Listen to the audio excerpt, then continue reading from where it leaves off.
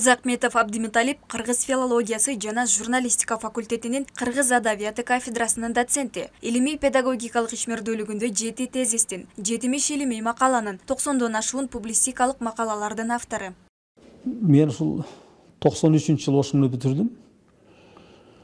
Анан ошо өзүбүз окуган мезгил менен азыркы учурду салыштырганда асман жердей айырманы көрүп жүрөм.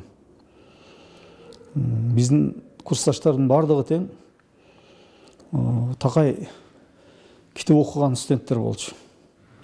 Кандайдыр бир учурда аз эми баягы терезе деп коебуз го, сабак болбой калган учурда, же мугалимге чыгып калган учурда бүтүнөй курстун студенттери бардыгы тең китептерди алып чыгып алып астына коюп, ар кимиси өзүнүн ишин кылып аткан болот эле да.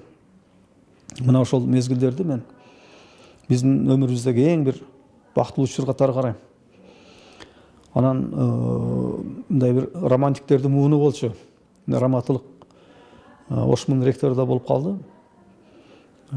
Каныбек Исаков экөөбүз жатаканада бир бөлмөдө чогуу жашап, мен студенттик союздун төрагасы болуп алып, студенттик профсоюздун төрагасы болуп, ушундай коомдук иштерди дагы бирге чогуу иштеп, анан жатып алып, кийин өзүбүз мектепке барганда кантип иштейбиз деп туруп кыялданат болчок.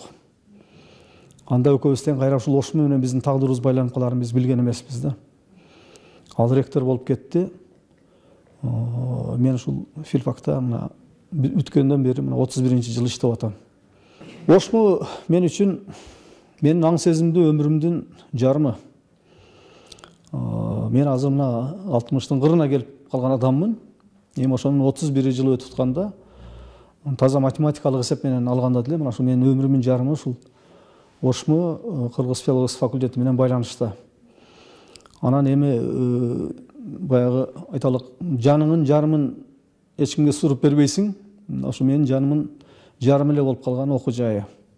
Кенен чамасы мына ушул жерде иштеп, ушул жерден пенсияга чыгып, анан биротоло анан коштошсок деген ниетибиз бар.